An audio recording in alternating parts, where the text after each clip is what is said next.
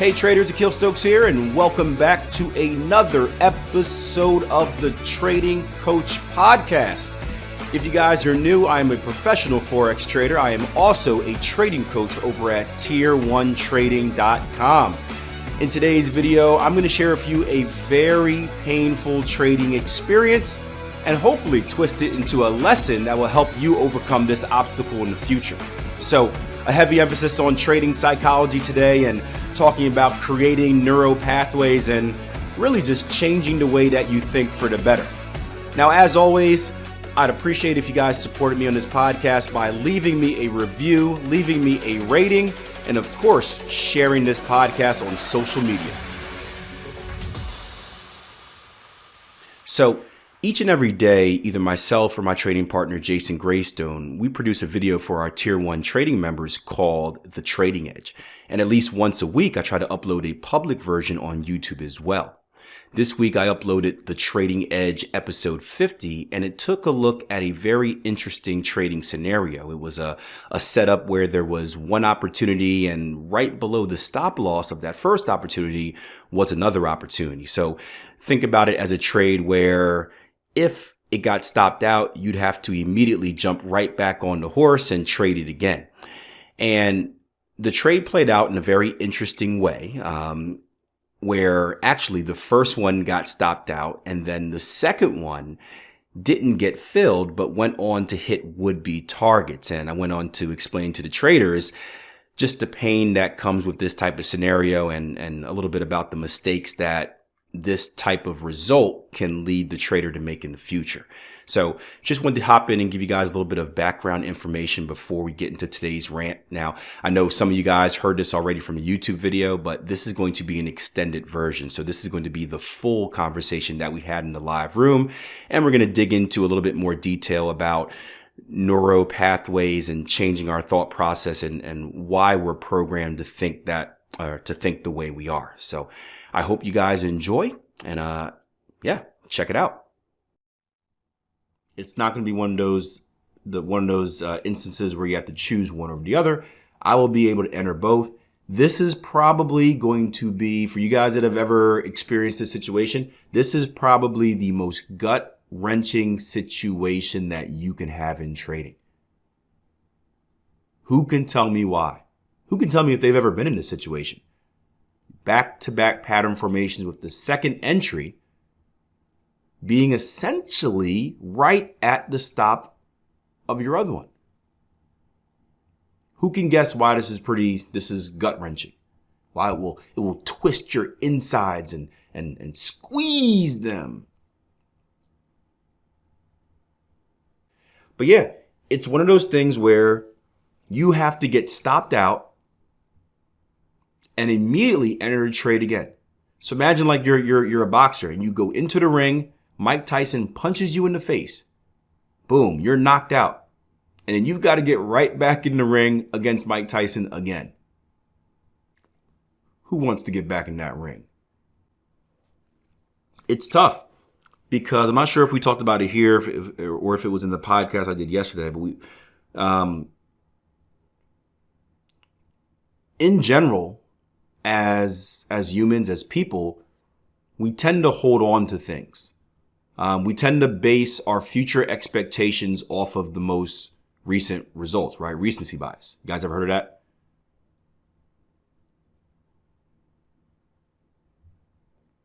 And that's even more dominant with painful situations. We hold on to pain more than we hold on to pleasure. Right? You think about different times in your life, we hold on to a lot of more painful situations than we do the pleasurable ones. And you see that even more in trading. People are like, okay, winning trade, that was good. Oh, that loser from 2 years ago. Because pain affects us more than pleasure in general. So to get stopped out of a trade is a painful situation to you guys that have emotions and that care. Once you become numb like me and you don't care, it doesn't matter anymore. But for you guys that still have your trading emotions, that still feel a little bit of a pinch every time you're stopped out, right? The first thought that probably enters your mind is why the heck would I enter again? It's literally 5 pips after I just got stopped out. And especially if we get stopped out on like some big high bearish momentum candle, that's just steam rolling down, right? Don't catch the falling knife, right? Why would you do that? And it's fresh in your head. But guess what you got to do, guys? Guess what you have to do if you want to be a consistently profitable trader? You got to take them. You have to. You must. You may not want to, but you have to.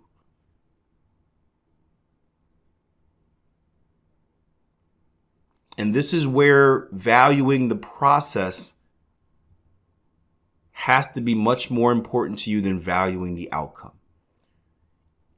In your brain, when you think about pain and pleasure, you have to associate pleasure with following your plan and pain with not following your plan.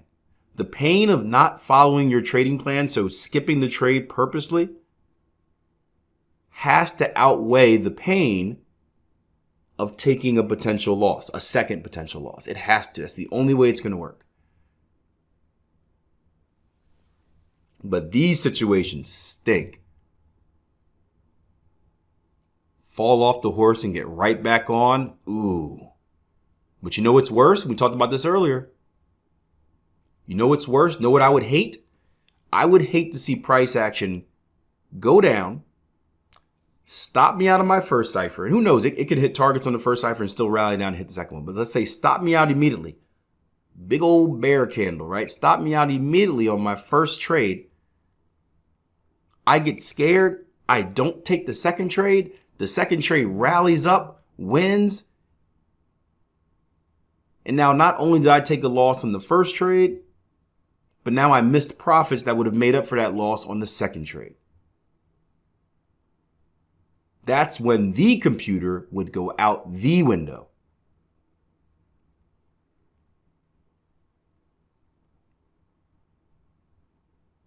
But it's all about how we make these associations.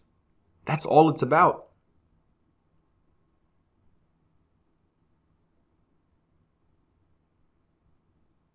I mean, think about it like this. Is there any reason to assume? Yeah, we can't say kick the cat anymore because like PETA's listening. They don't necessarily like that. Animal violence. We're so sensitive in this world. So that's why you notice I haven't been saying kick the cat. Now I've just been tossing things out windows. But next thing you know, they're going to say, Windows and computers have feelings too, Akil. And then we won't be able to do that either. And I'll have to come back and be like, when I get angry, I gently tap my computer on the back and say, it's okay. And I give it a big hug, a big old love hug. We're getting soft, man. But back to the point. Does the outcome of the first trade have anything to do with the outcome of the second trade?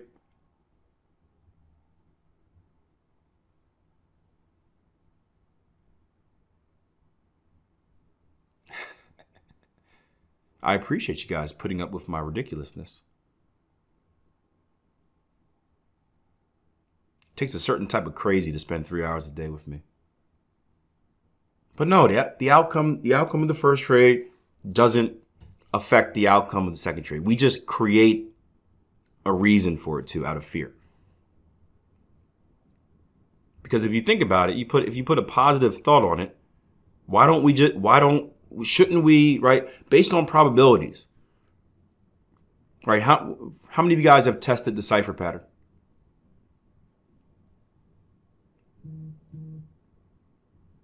Based on the probs, what is your, shoot me in a win percentage that you guys got? And make sure it's a good win percentage, because if it's not, this rant won't work. No, I'm just kidding. But shoot me in a win percentage of what you guys got from ciphers.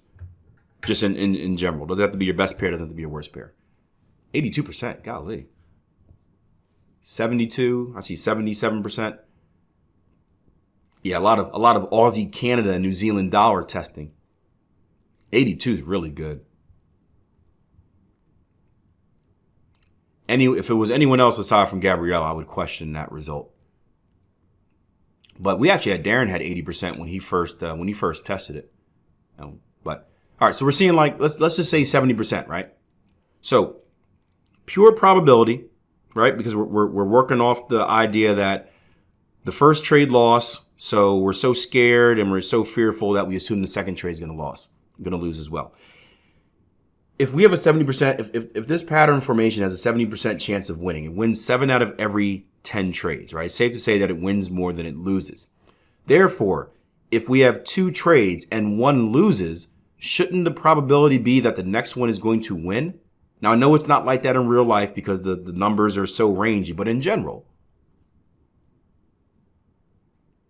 the probabilities in theory, it should have a better chance of winning versus losing.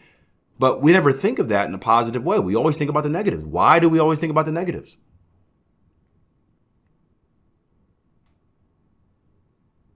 Why do we always assume the worst?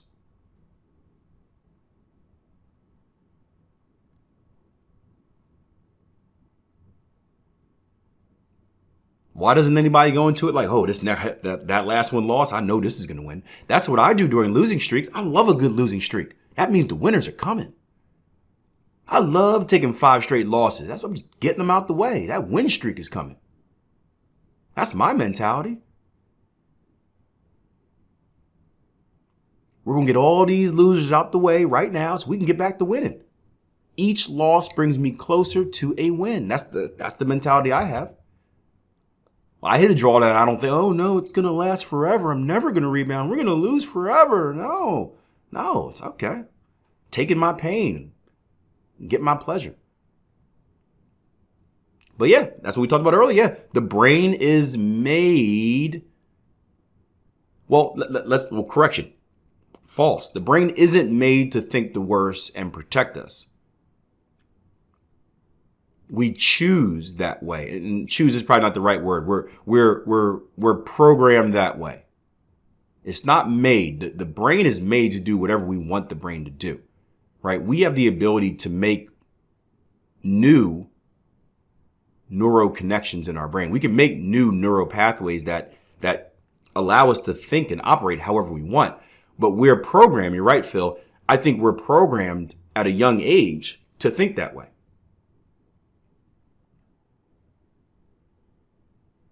To assume the worst, protect the worst, all that fun stuff. But we can change that. It is a choice. It just takes a massive amount of work to change it.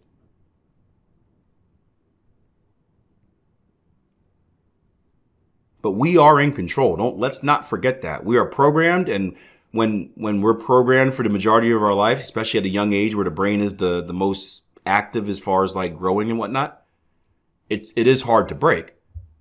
But we can break it. It takes a massive amount of energy, a massive amount of time. And again, we talk about this a lot with our deliberate success, and we work with mainly a women's group, and they hate hearing it, but this is 100% true. Women as a whole have less confidence than men, and it's not their fault. And it's going to get better in the future because women and girls are being raised differently, but an older woman, right, was probably, and even some younger women now, were raised still under kind of the idea that, hey, you're not equal to men. You should not have this job. You shouldn't do this. You can't do that. A lot of them were raised that way because, again, it's only recently that women are really not allowed, but accepted, and even now it's not fully that way, but that women are being more accepted into different roles and have that belief.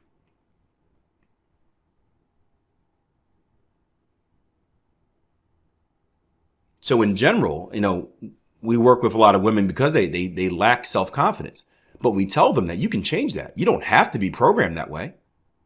You don't have to just accept that and be like, hey, that's what it is. You can make a change. And that's what we try to make them do with the Deliberate Success Program. We try to show them how you can make a change. And it's a long process. It's not a process that you can do in a week and it's boom, magic, quick fix. It's something that you have to reprogram yourself to do over years. And trading's the same way, guys. It's a skill, and it's not a quick fix. You don't go from struggling trader to successful trader in a week. But if you make slow, consistent, deliberate steps in the right direction each and every day, eventually you'll be there. Think about how many of you guys struggled so much when you first started trading. Many of you guys, when you first start taking the course, right? I get emails every day. I don't understand this. I can't see this. I can do this. It's so frustrating. It's so hard. I'm not going to be good enough. And then like 3 months later, I never hear from you again. Well, because at the beginning, it was so hard. But because you made slow, consistent, deliberate steps, eventually it started getting easier and easier and easier. Either that or you gave up, yeah. Or you just gave up. That's funny, but that's also true. That's also true. But that's normal. That's normal. It just takes time. It takes so much time. I wish you guys, I wish you guys would have saw me. I blogged and stuff. I don't think that blog exists anymore, but I didn't like film anything. I wish you guys could have seen me during my struggle day. I think it would have given you so much confidence to see me when I sucked. I listen to a lot of Gary Vee, and he always talks about newer entrepreneurs and how you should document the journey. Because it's going to suck now. But when you look back at it, once you become successful, you're going to be able to go back and point to people and really prove to them that you can do this as well. And I wish I would have done that again. I blogged a lot. Back then, blogs were in. But if I would have recorded myself like on a daily, just we got a guy, Jesse Seymour, is doing that. If you ever get a chance on Twitter, listen to Jesse Seymour. He's a follower of ours. He's not in the program, but he started blogging his trading journey from like sucky trader, and it's going to be cool in like 2 years when he becomes successful. And you go back and watch those videos.